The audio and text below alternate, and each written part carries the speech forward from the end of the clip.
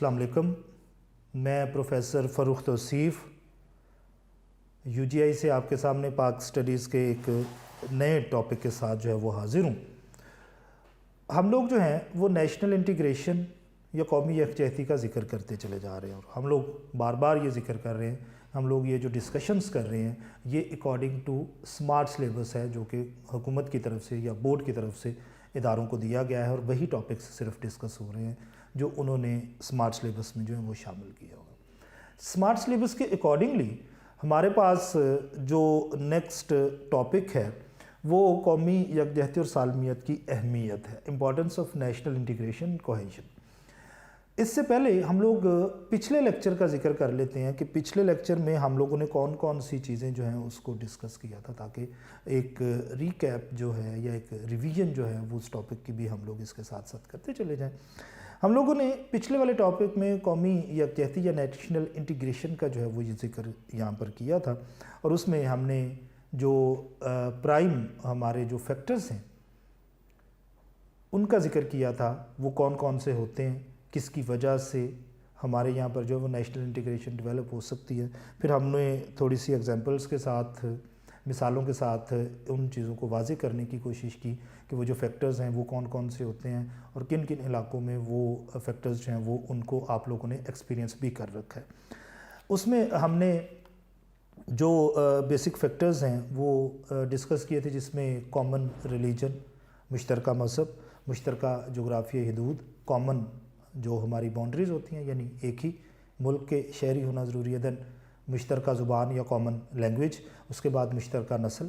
Common race का जिक्र हुआ था, फिर मुश्तरका रिवायात या कॉमन ट्रेडिशंस का जिक्र किया था और सबसे आखिर में हम लोगों ने जो है वो जमहूरियत या डेमोक्रेसी का जिक्र किया था। तो टोटल 6 हमने उसमें जो फैक्टर्स डिस्कस किए थे और इसमें हमने डिस्कस ये किया था कि जो मोस्ट इम्पॉर्टेंट फैक्टर है डेट इज़ कॉमन बाउंड्रीज़ या मुश्तरका जोग्राफी हदूद। और बार बार उसमें हमने डिस्कशन करते हुए ये बात की थी कि अगर किसी इलाके में रहने वाले लोग जो हैं उनके पास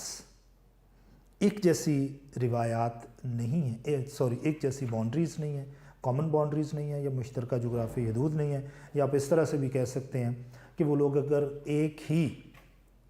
मुल्क के शहरी नहीं हैं तो उनके दरमियान भी नेशनल इंटीग्रेशन या कौमी यकजहती का डेवलप होना जो है वो तकरीबन नामुमकिन के करीब होता है, बल्कि हो ही नहीं सकता, क्योंकि हर बंदा जो है वो सिर्फ़ अपनी जो स्टेट है, अपना जो मुल्क है, कंट्री है, उसकी प्रोग्रेस के लिए, उसकी भलाई के लिए सोचता है, किसी दूसरे के लिए सोचता ही नहीं है। नेक्स्ट जो हमारा टॉपिक है उसमें हम लोगों ने देखना ये है कि बहुत सारी कॉमनैलिटीज़ की वजह से, बहुत सारे कॉमन फैक्टर्स की वजह से, मुश्तरका चीज़ों की वजह से हमारे यहाँ पर जो है वो कौमी यकजहती परवान तो चढ़ गई, डेवलप तो हो गई, लेकिन उसकी हमारे लिए इम्पॉर्टेंस या अहमियत क्या है ये हम डिस्कस करने जा रहे हैं इस लेक्चर में। अब ये बड़ी इम्पॉर्टेंट सी चीज़ होती है, अगर आप किसी चीज़ को डिस्कस कर रहे हैं कि वो हमारे दरमियान होना ज़रूरी है, तो उसके लिए हमें ये भी देखना है कि क्यों ज़रूरी है, कौन कौन से वो काम हैं जो उस एक चीज़ की वजह से हमारे यहाँ पर हो सकते हैं। हम चूँकि न्यूली जो है वो डेवलप्ड नेशन थे, हम लोग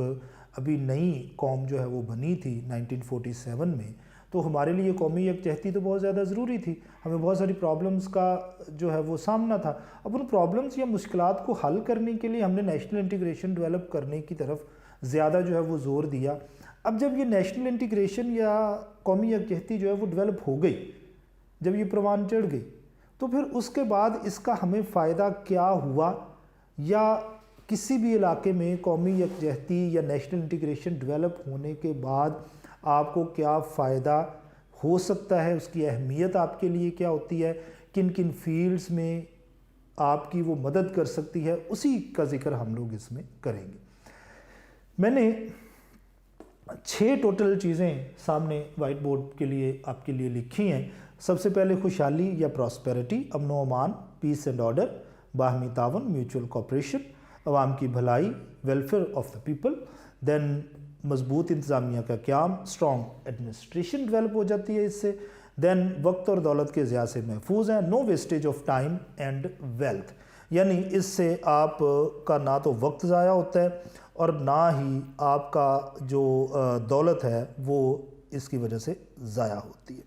اچھا، اس کو ہم لوگ جو ہیں وہ ایک ایک کر کے ڈسکس کرتے چلے جاتے ہیں کہ یہ کس طرح سے ہوتا ہے۔ سب سے پہلے ہم لوگ خوشحالی یا پراسپیرٹی کا ذکر کر لیتے ہیں۔ اب یہ یاد رکھنا ہے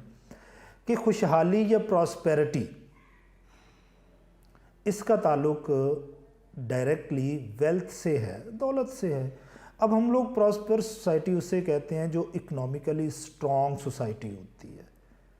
معاشی طور پر مضبوط معاشرے جو ہیں وہ پراسپر سوسائٹی کہلاتے ہیں، یعنی پراسپیرٹی یا خوشحالی کا تعلق آپ کی اکنامک کنڈیشن سے ہے، معاشی حالات سے ہے۔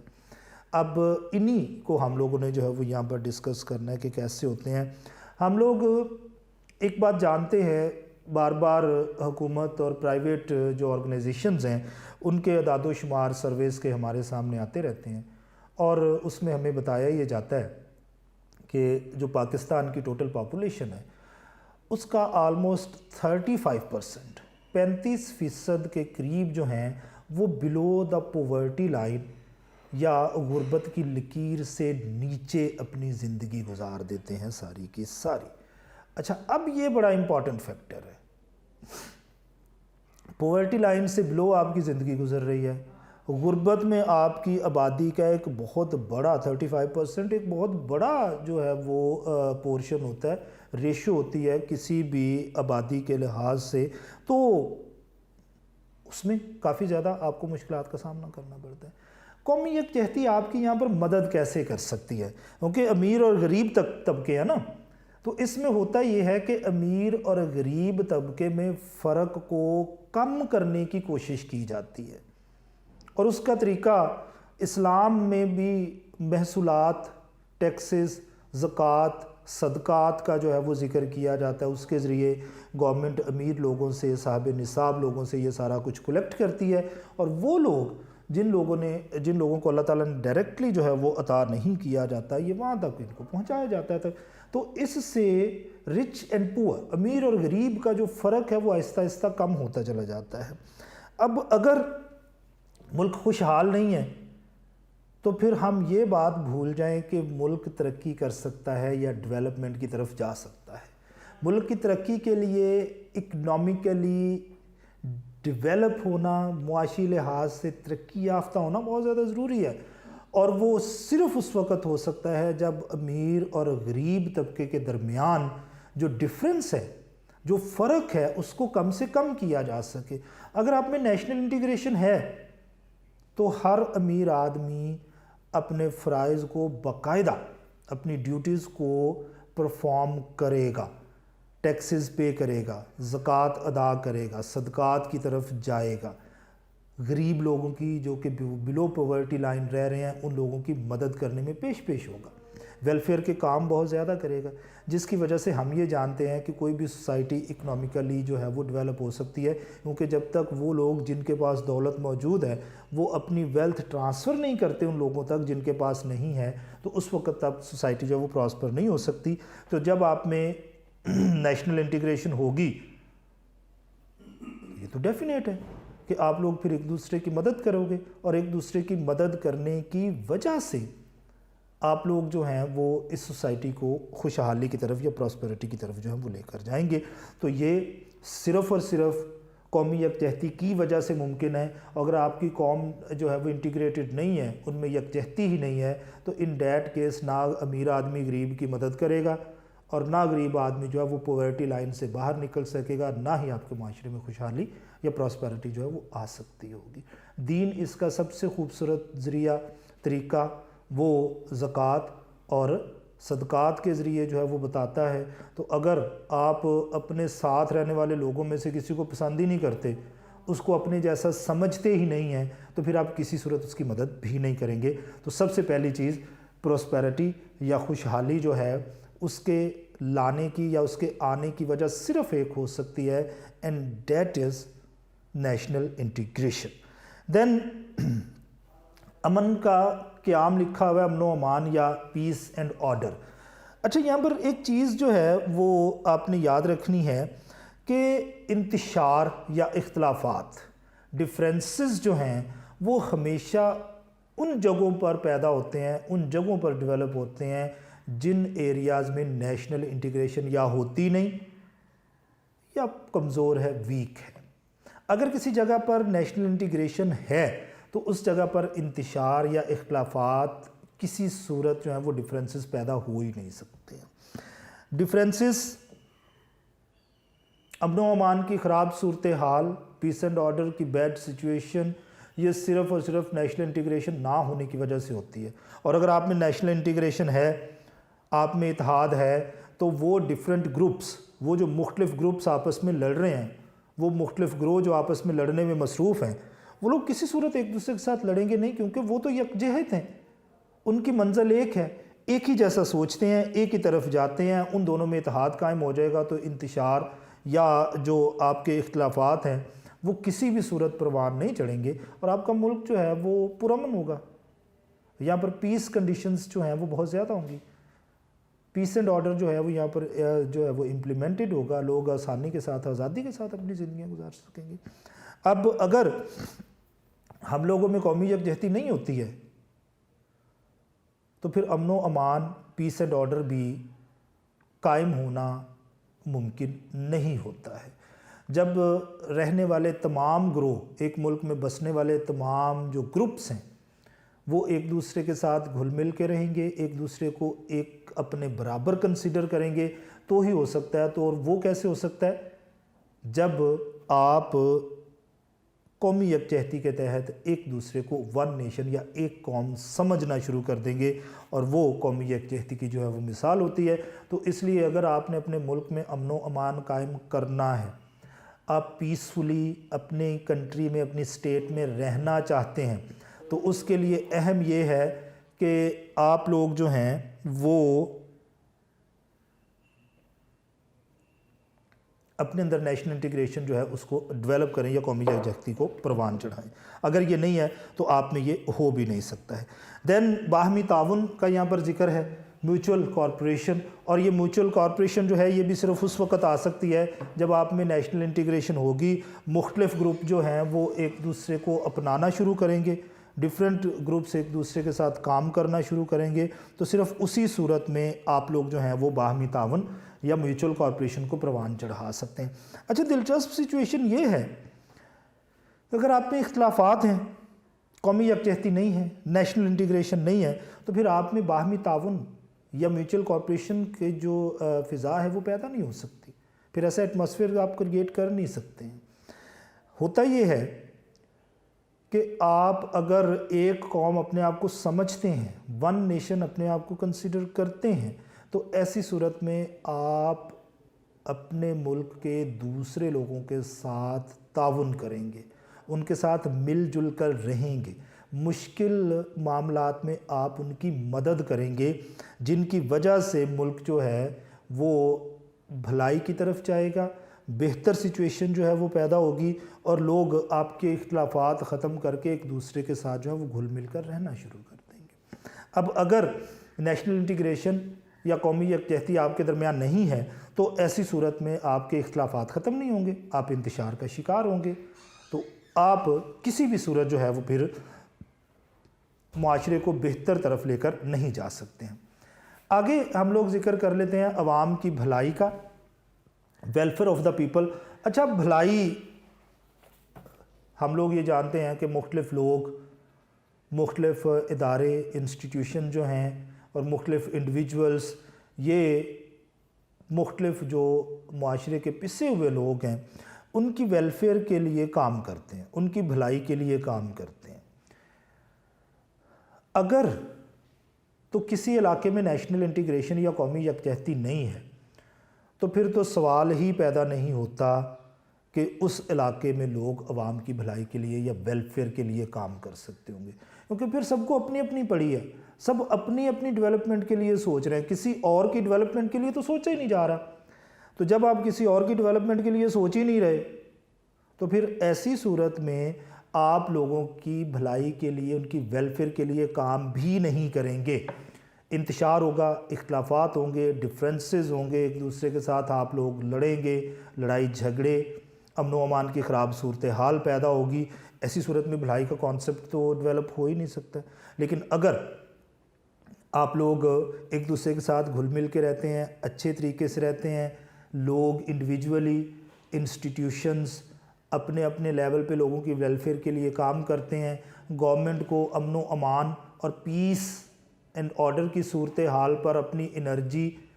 اور اپنے فنڈز جو ہیں وہ زیادہ خرچ نہیں کرنے پڑتے, تو پھر اس کے پاس ٹائم ہوتا ہے, اس کے پاس وقت ہوتا ہے تاکہ وہ لوگوں کی ڈیولپمنٹ کے لیے سوچے اور کام کرے. اب دیکھیں نا, حکومت کا اگر سارا کام امن و امان کی صورتحال کو بہتر بنانے میں لگ جائے, مختلف لوگوں کے جو گروپس ہیں ان کے آپس کے اختلافات کو ختم کرنے میں ہی صرف ہوتا رہے, تو پھر لوگوں کی ویلفیئر کے لیے کام کب کریں گے؟ وہ ویلفیئر کے لیے تو کام تب ہوگا نا جب حکومت کو باقی جو میجر پرابلمز ہیں ان کے مکمل ہونے کے بعد جو ہے وہ ٹائم ملے گا. اگر ان کو کام ہی ایک ہے, جناب فلاں جگہ پہ گروپس لڑ پڑ رہے ہیں, فلاں قومیں صوبوں میں مسائل ہیں, جو ہماری ریسز ہیں, نسلیں ہیں ڈیفرنٹ, ان میں مسائل جو ہیں وہ چلے آ رہے ہیں, تو پھر آپ کیسے سوچ سکتے ہیں کہ جو گورنمنٹ ہے اس کے پاس اتنا ٹائم ہوگا, اس کو اتنی فرصت ملے گی کہ وہ ویلفیئر کے لیے کام کر سکے گی؟ تو آپ لوگ اگر یہ برائیاں اپنے اندر سے ختم کر لیتے ہیں, اور وہ صرف قومی یکجہتی یا نیشنل انٹیگریشن کی وجہ سے ہو سکتا ہے,